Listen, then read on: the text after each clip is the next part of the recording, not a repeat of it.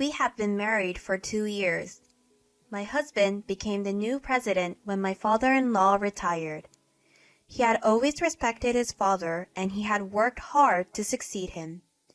He was delighted to be named his successor. I had been working part-time as well. My father-in-law arranged for me to continue to work there. On the day my husband George's appointment was decided, we celebrated together. We promised to do our best together from now on. 1 year after he became president, I became George's secretary and accountant. I would support George as he worked hard every day. I decided to do so, and although the dual role was tough, I worked hard to make sure everything was in order. George became more and more arrogant about his position as president. The gentle character he once had was now nowhere to be found. His work was now centered on entertaining guests and playing golf. I would do the paperwork for him, and he would just stamp it. When the guests come to our office, he handles it only if it fits him, otherwise I would handle it. Sometimes he would lie and say he wasn't available. He would lie about his absence and have the executive director or managing director take care of the work for him. He became arrogant in his personal life as well. He would only come home 2 days out of the week. He says he was on a business trip or was entertaining the company's guests, but he couldn't prove it from the receipts I got. The suspicions only grew. George, who had a reputation as such a loving husband, no longer smiled at me, but gave me condescending looks and cold stares. The employees began to express their dissatisfaction with George's self-serving attitude. The leadership of the company would collapse if things continued as they were. The company that my father-in-law had built up to this point, and with such trust, I don't want to destroy it by creating such an atmosphere of tension.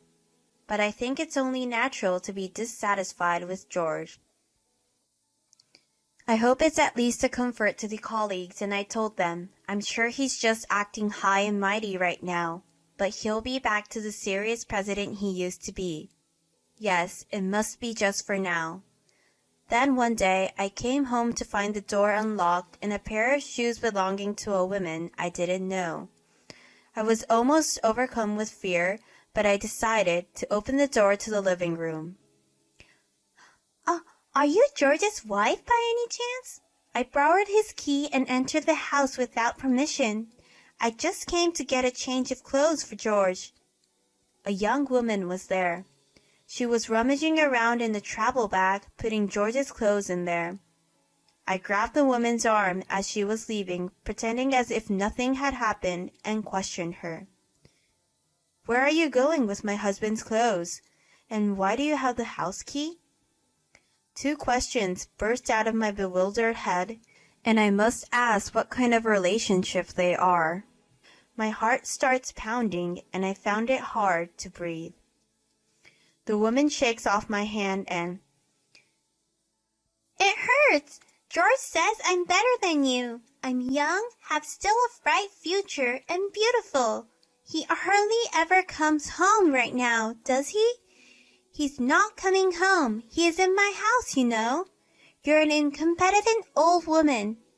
You should stay miserably at home and wait for your husband who doesn't come home. And you should eat your dinner alone. A woman like that who laughs through her nose and seems to enjoy.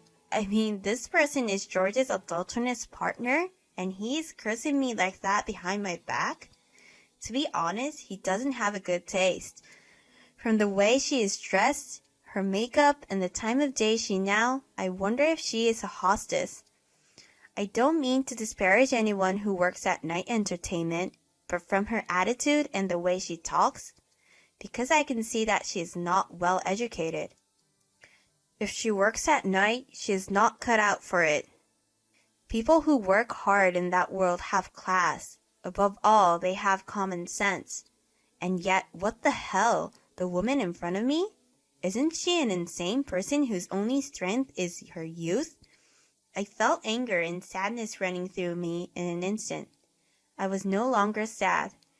Rather, I was calmly dismayed at how stupid he was. The woman was gone before I knew it. She told me I wasn't even young, but George was 35 and I was 25. I don't know what he's talking about when he got a wife 10 years younger than him. At any rate, with that woman I just met. I didn't want to see her again, so I started cleaning up the house. After the vacation break, I came to work carrying a large bag of stuff. The employees were surprised to see me and approached me. I only thanked them for their kindness and went straight into the president's office. "Hey, you're late." The clock struck 10. George was irritated with me being an hour late. You also cut here, didn't you?" I almost said so, but I could see that he was going to yell at me. I didn't say anything and put my big baggage on the couch. "What's that?" "Your luggage was in the house. I sent the big stuff to your parents' house, and I figured if you weren't coming back, I should act like that. I already canceled the lease." George was not happy about the sudden cancellation of his lease, but I asked him to be quiet because we are in the office. To be honest, I thought we could support each other forever, so I'm sad to see you go, but since you became president, you have changed too much. I've decided to leave that house where I have so many memories, in the hope that he'll return to his true George. I hope that you realize how foolish you are now, even if only a little. I would like to go back to being a couple again someday. That is what I thought. And yet, instead of thinking about it, George even started to bring that woman to the office with him. I told his employees that she was a business partner. She comes in and out 3 times a week. Each time I went to serve her tea and I had to bow to her, which was extremely unpleasant. I thought her clothes and makeup were too over for a business partner. I began to hear rumors that she might be a boss's mistress. Rumors began to circulate like that. As his wife, my position in the company was getting more unpleasant. Finally, I was called into the president's office and he introduced me to that mistress as his girlfriend. The woman looked at me with a victorious look on her face. I suppressed my anger, trying not to make an eye contact. "So, are you admitting to adultery?" I suppressed the urge to raise my voice and I asked him in a normal tone as possible. "Are you jealous? But it has nothing to do with you. I'll use this money for a trip starting tomorrow." George, who looked down at me to the end, showed me a familiar bank book. "Why do you have that? Give it back. It's a bank book I've been saving up to open my own grocery store in the future." "She found it when she went to get my stuff. I'd be very grateful for it. Listen to me. Disobey me and you are divorced." "What you're doing is stealing. You can't just go into someone's house and steal their bank book." I glared at the woman. Then my husband smacked me on the cheek with his already filled-in divorce papers. "Why don't you say something, huh?" I had run out of patience. I snatched the divorce paper from his hand. I filled it out on the spot and handed it back to him. I guess he didn't expect me to agree to a divorce. George looked at me with a pout. Instead, the woman took the divorce papers from my hand, and at the moment, I took the bank book back from him. "This is the money for my future that I worked so hard for. If you want a divorce, I'd be glad to, but what you did is a crime. I will never forgive you." When I get angry, George starts yelling at me.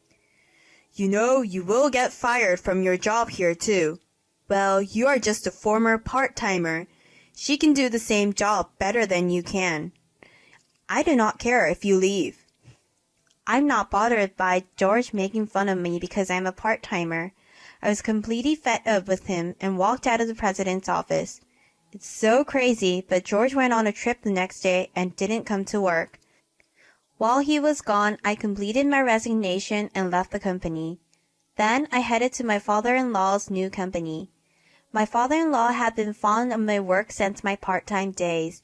He had suggested not to work at George's company, but with him. I had turned down the offer because I wanted to support George. However, when I discussed this matter with him along with the divorce report, he asked me to come work for him again. Welcome to the office. My father-in-law, who greeted me kindly, gladly hired me, and he even made me a full-time employee.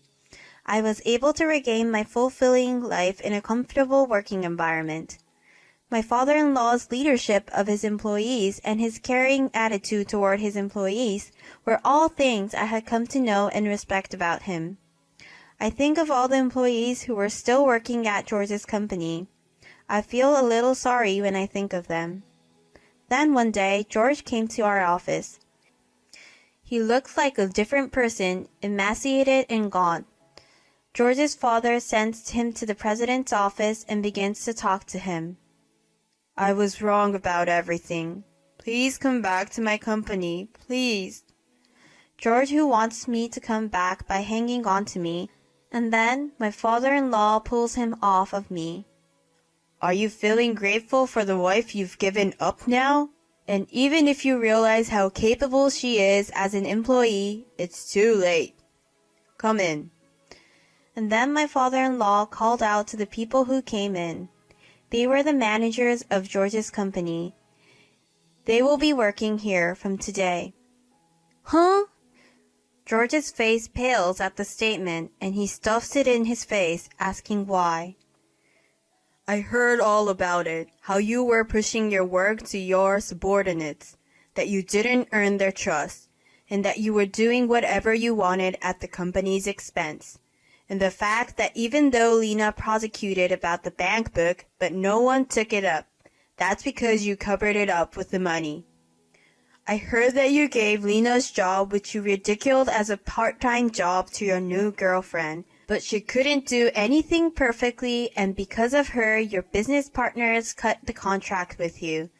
I know you are in a dangerous situation right now, but I don't plan to help you. And I don't want to waste a career on my valued employees. These people came here on their own volition. Your current incompetent secretary filled her resignation. You let the servants' process end up in the palm of your hand. There's nothing you can do about it. You should be ashamed of the stupidity of your past actions. He must have thought that his father would help him. George standing there in the middle of the unexpected turn of events. I feel sorry for him, but as my father-in-law said, he deserved it, so it can't be helped.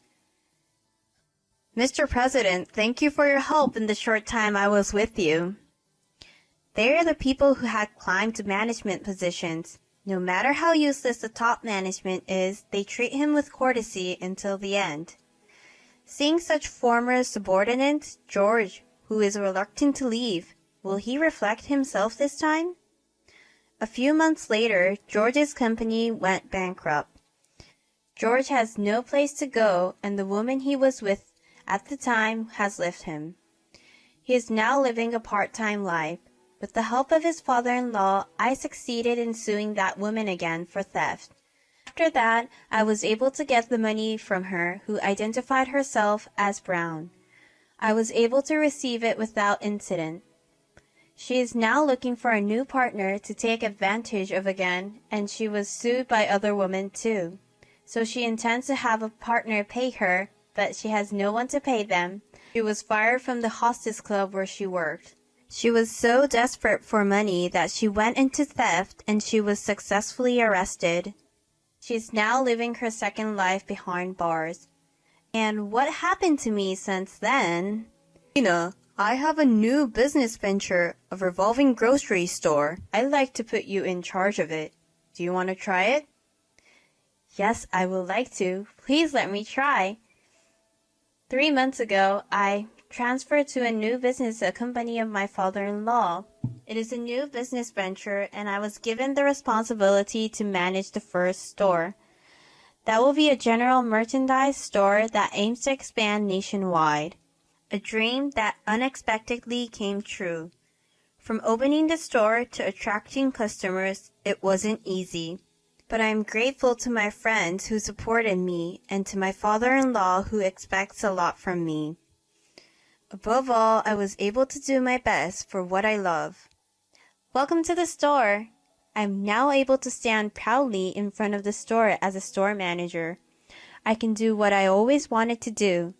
My dream of owning a store has come true. I am now running through my days intending to expand nationwide. I can say that I am a happy person now. Make my future brighter. I will continue to face any difficulties that may come my way.